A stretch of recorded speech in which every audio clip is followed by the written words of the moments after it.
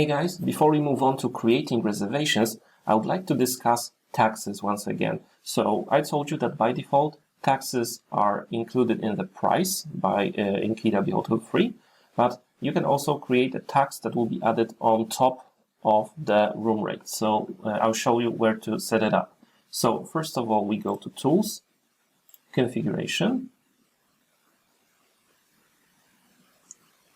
and we click Taxes. And here on top, first of all, you can change the name of your tax. For example, in Polish, this is VAT.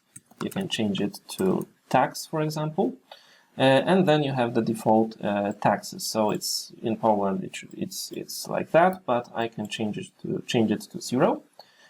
So you can either use these, and this will make the price tax included. So for example, 10% of the room rate. This means that if your room costs €50, this is €50 with the 10% tax included, okay?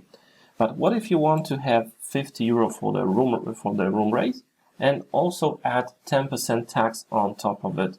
So this is the field you have to populate. So if you write, write 10% here and save changes, if I go to my reservation, we will discuss them in detail in a moment.